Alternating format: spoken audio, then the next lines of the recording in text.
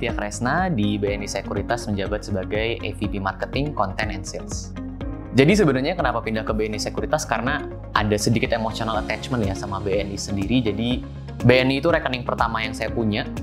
Jadi di situ ada emotional attachment juga. Dan kenapa sih pindah dari iklim agency dan startup sebelumnya pindah ke korporasi, apalagi ke industri finansial? Karena kalau dilihat sendiri, industri finansial itu memang lagi berkembang banget, dan kayaknya it will be great juga kalau saya bisa bentuk berkontribusi untuk institusi negara memajukan usaha-usaha BUMN itu sendiri. Secara culture pasti banyak banget yang beda ya. Dulu kalau di startup pasti bajunya nggak kayak gini, relatif lebih santai, kadang pakai jeans, kaos, dan di startup itu secara jam kerjanya lebih fleksibel. Mungkin mulainya bisa lebih siang, tapi selesainya pun lebih malam. Sedangkan di sini kan lebih tertata, secara outfit pun mungkin ngikutin umur ya, lebih umur makin tua, jadi outfit pun lebih rapi. Secara jam kerja pun di sini lebih teratur, dan juga secara komunikasi mungkin kalau di startup lebih agile ya, lebih santai. Di sini memang secara komunikasi lebih terstruktur dan tertata gitu.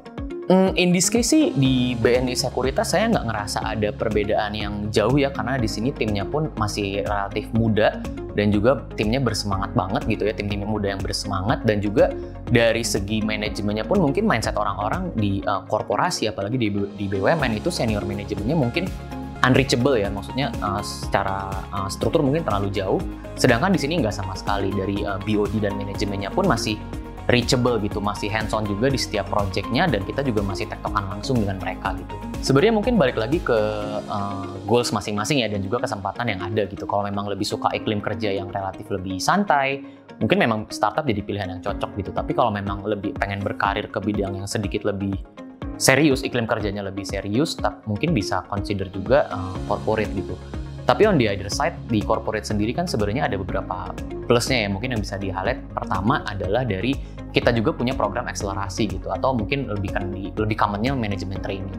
Dan juga secara prosedur dan juga governance-nya itu lebih tertata gitu. Secara industri pun lebih mature.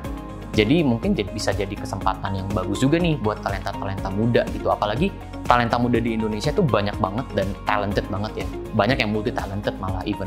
Jadi alangkah baiknya juga kalau talenta-talenta tersebut digunakan untuk membangun industri atau korporasi yang juga bisa memajukan BUMN itu sendiri gitu. Baik secara nasional maupun secara global.